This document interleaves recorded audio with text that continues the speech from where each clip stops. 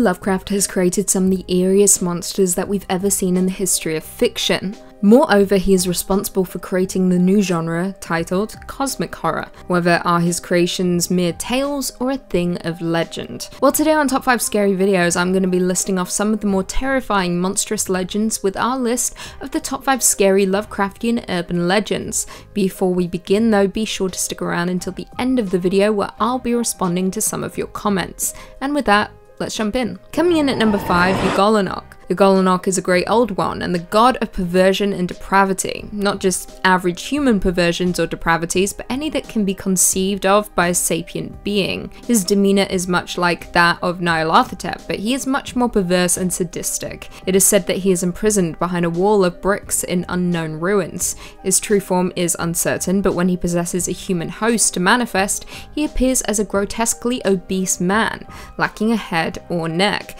with a mouth in the palm of each hand.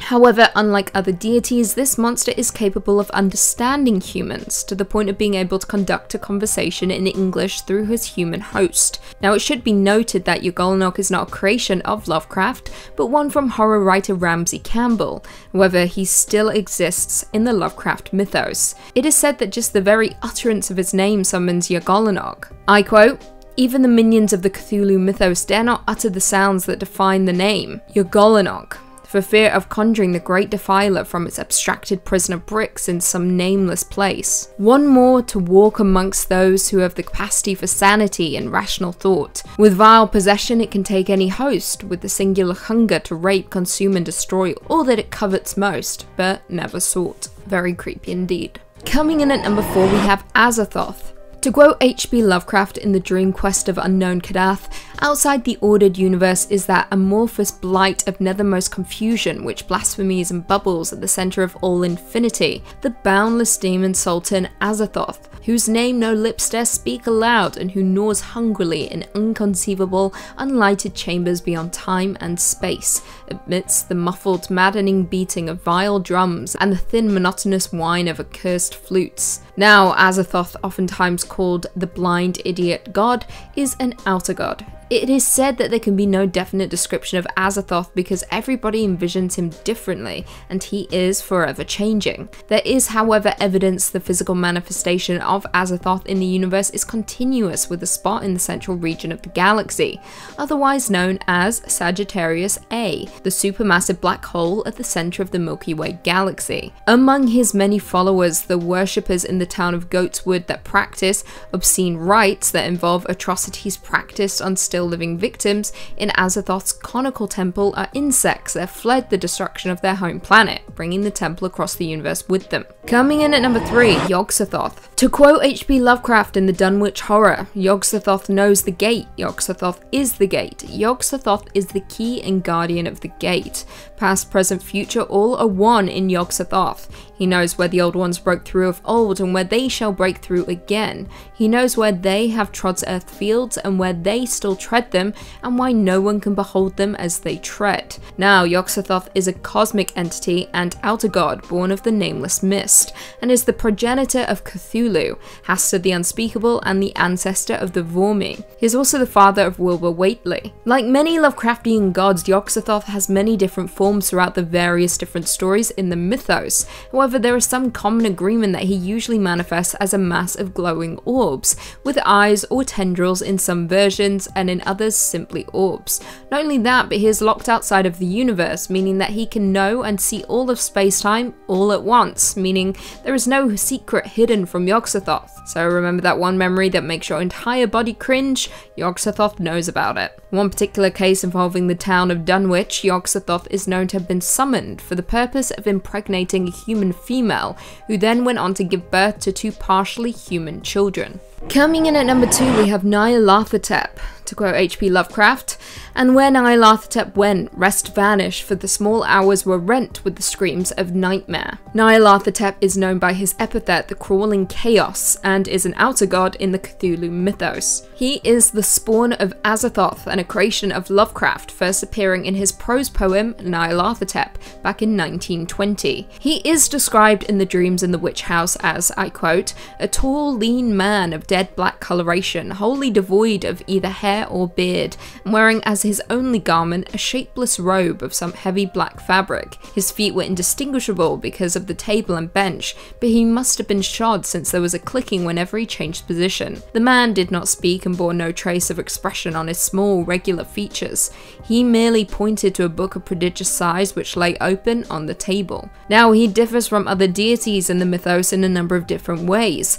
Most of the outer gods are said to be exiled to the stars, such as Yog-Sothoth and Azathoth, and most of the great old ones are sleeping and dreaming like Cthulhu. However, unlike them, Nyarlathotep is active and frequently walks the earth in the guise of a human being, usually a tall, slim, joyous man. Not just that, but he is said to have 1,000 other forms and manifestations, most reputed to be horrific and sanity blasting. And finally, coming in at number 1, we have Cthulhu.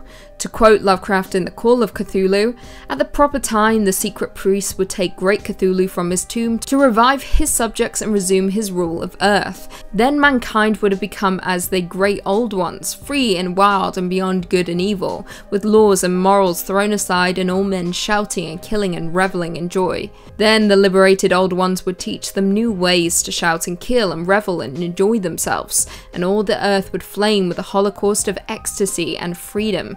Now, it may come as no surprise that Cthulhu is on our list, with the monster being the biggest Lovecraftian legend of them all. Cthulhu is a great old one of great power that lies in a depth-like slumber beneath the Pacific Ocean in the sunken city of R'lyeh. Throughout fiction, his most detailed descriptions are based on statues of the creation. One, constructed by an artist after a series of dreams, is said to have, I quote, "yielded simultaneous pictures of an octopus, a dragon, and a human caricature. A pulpy tentacle head surmounted a grotesque and scaly body with rudimentary wings. It is unknown how large the throng of those who worship the monster is, but his cult has many cells around the world. His followers are noted for chanting the horrid phrase, I quote, 'In his house R'lyeh dead, Cthulhu waits dreaming.' When the creature finally appears, the story says that the thing cannot be described, but is called the green sticky spawn of the stars. Cthulhu is depicted as having a worldwide cult that is centered in Arabia, with followers in regions as far-flung as Greenland and Louisiana." Well, there we have it. Do you guys agree with our list? Were there any Lovecraftian legends that we missed? Leave us all your thoughts and feelings in the comments down below, and perhaps we can do a part 2. Before I go though, I just want to respond to a few comments from one of our last videos. Top 5 scary things found in people's basements. Adam Jenks said, "Never thought I would say this. Being through what I have been through in my life, this list is actually scary, Lucy. You got me." Well, you're very welcome. I'm not here just making subpar scares, am I? But thank you. Raybert McFadrian said, "Last time I was this early was before all the cringy Lucy comments started." That was early then. DMB Land said, "Lucy, would you and Keegan be willing and or able to do a horror movie watch party kind of thing with your fans while we're all in lockdown?" Honestly, I'd be so down to do that, but I think Keegan's scared to come near me because of the leg incident, you know. He's holding on to his last one. He doesn't want to break that one. But no, I'd be down to do it. I'm down to do anything at this point. Entertain me. Ray Denny said, "My horror queen, you wouldn't catch me going in a basement. There's not enough liquor in the entire universe to make me go in one." I don't know, maybe after some liquor, I might go in one. But honestly, don't like basements unless they're furnished. And by furnished, I mean better look like a living room down there, otherwise I'm not going. Your_worst_nightmare said, "I'm here to watch some scary videos, and by the way, this channel is amazing." Oh, welcome. You have found scary videos, and thank you for appreciating the channel. Cherry Finkbiner said, "Missing you, Lucy. Missing what life used to be." Honestly, same. I miss being in the studio, I miss being on camera, I miss life, I miss going outside, I miss going to bars, I miss drinking, I miss going to bars. I miss staying at bars all night. Then I miss going to the studio, and then I miss going to bar. Maybe that's too many bars. And on that note, if you haven't already, be sure to give this video a big thumbs up, subscribe, and turn on notifications so you never miss another scary vid. And until next time, I'll see you later.